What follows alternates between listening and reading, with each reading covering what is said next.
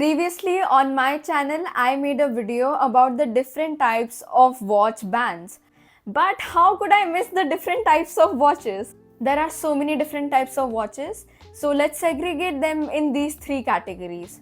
First, let's talk about the different watches by movement.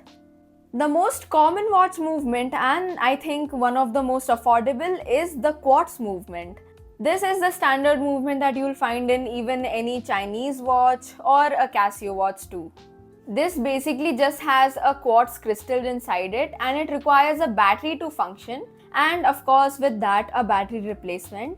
It is one of the very accurate movements and requires minimal maintenance. After that, another quite well-known movement, the automatic movement.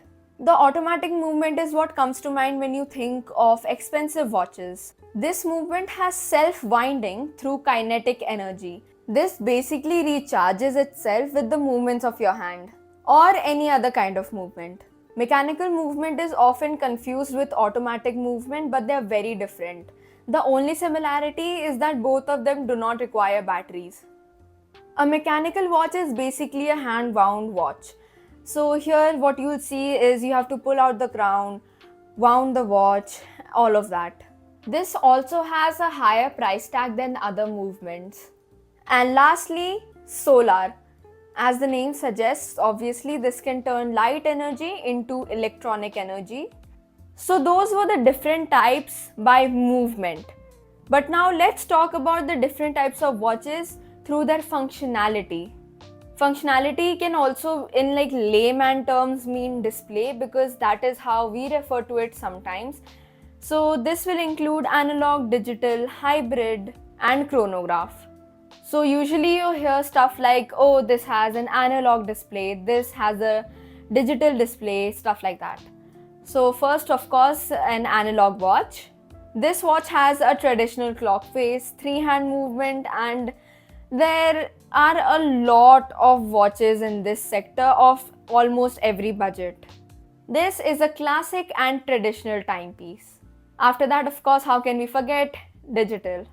Here there is usually an electronic display. It has a lot of other features like a stopwatch, timer, GPS, many more. These also come in almost every budget, and the time is displayed in numerical digits. After that, a combination of the two, a hybrid watch. This is an analog and digital combo. It is similar to a smartwatch, but it still looks like a traditional watch. I have made a video about a hybrid watch, so if you do want to check it out, you can check out that video. And lastly, a chronograph watch. A chronograph, let's just say, is a fancy term for stopwatch. So if there is a stopwatch in an analog watch, it becomes a chronograph watch. This watch has more complications and functions with subdials that can include tachymeters, day-date subdial, stopwatch of course, etc. But let's be honest here for a second. Not everyone is a watch enthusiast, so they will not appreciate if you're wearing like an analog watch if it does not look good, even if it has a ton of history attached to it. So now let's talk about the different types of watches through style. Let's get the very common ones out of the way first, a dress watch. I think it's quite easy to tell the difference between these two watches. One is obviously much more sporty and bulkier, while the other is a little bit more sophisticated and formal, and that is a dress watch. A dress watch is a watch that goes well with formal wear. For example, I own the Casio Tank. This is a good dress watch for me because I can wear it with a lot of different types of clothing, for example, formal or traditional, but I can also just wear it to school. It has classic components like the Roman numeral, a sunray dial. All of that give it a very sophisticated and classy feel. These are watches for dress-up occasions. For some people, a simple gold or silver watch is enough to be considered dressy, but for others, it might have to have diamonds or some kind of bling for it to be considered dressy. Another term that goes around quite frequently in the watch world is a beater watch. And just as the name suggests, this is a watch that you wouldn't mind if it got beaten up. This is a watch that you can wear daily, that you don't have to worry about if it gets scratched up, broken, maybe take some kind of impact. So maybe an F91 could be a beta watch. This is a watch where you don't have to have that anxiety of something happening to it. So this also depends from person to person. Everyone might have a different beta watch. Moving on, a lot of watches are based on professions. Because when you're in a professional setting, it is usually very odd to look at your phone to check the time, or sometimes maybe you are so focused that you do not have the freedom or liberty to pick up your phone and look at the time. You just need a quick glance at your wrist and have all the important information. So a lot of watches are based on professions. For example, the aviator's watch or a pilot's watch. This was of course used by pilots, and they are one of the most practical watch designs and offer a number of functions. Some of the essential features of an aviator's watch is a large matte finished case, a black dial with large luminous numerals, and a triangle with two dots at the 12 o'clock position for orientation in flight, a big diamond shaped crown for easy gripping by a pilot's gloved hands. Another common type that you might have heard is a field watch, and as the name suggests, this watch was for soldiers from the military. They can vary in their design elements and details, but usually they have these features. They have a clean, highly legible dial with few or no subdials. They have both the 12-hour and the 24-hour format for the military time. And of course, they have to be tough and reliable because they're going to be worn in the field. Moving on, a dive watch. Very popular genre because of the Rolex Submariner. Of course, this watch has to be very waterproof because it's going to be used for diving. And it should also have a good lume. Usually this has a unidirectional bezel with a numbered scale, which allows a diver to safely keep track of his time underwater.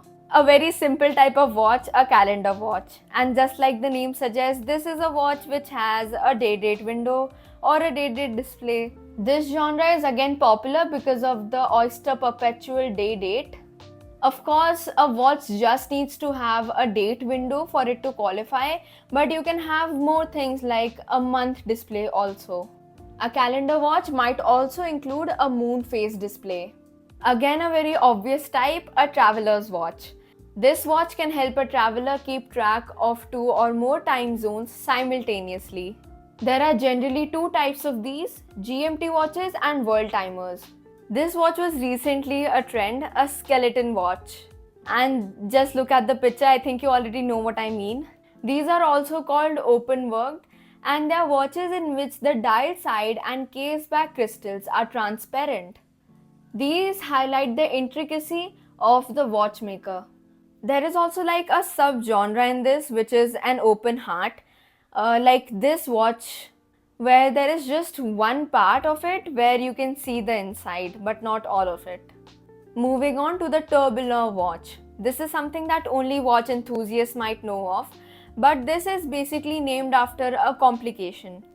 This was founded in 1801, and it was a practical horological invention that is held up as an example of elite horological technology. These watches are some of the most expensive watches out there. Basically, what used to happen was, back when stopwatches had just come out, they were not that advanced. So if you kept them just at the wrong angle, that would mess up their time because of the gravity. So a tourbillon was a complication that prevented this. Moving on, chiming watches. Some watches that are even more expensive than the tourbillons are this because they're even more complicated. This is a timepiece that chimes the time audibly on demand. That's pretty much it for the chiming watch. Next up, racing watches.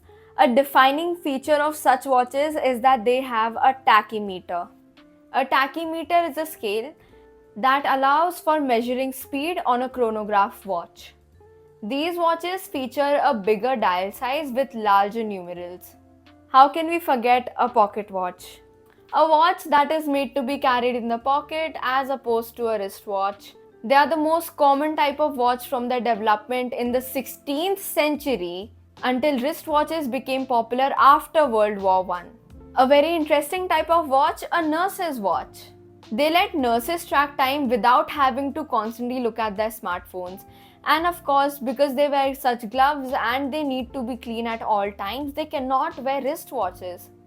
These are also called fob watches, and they are also not wristwatches because they are attached upside down to the nurse's pocket so that they don't have to lift up a watch with their clean hands to look at the time. They can just take a glance down. A very lesser known type of watch, a wood watch. A wood watch is any watch that is made of wood, whether it's the band or the casing.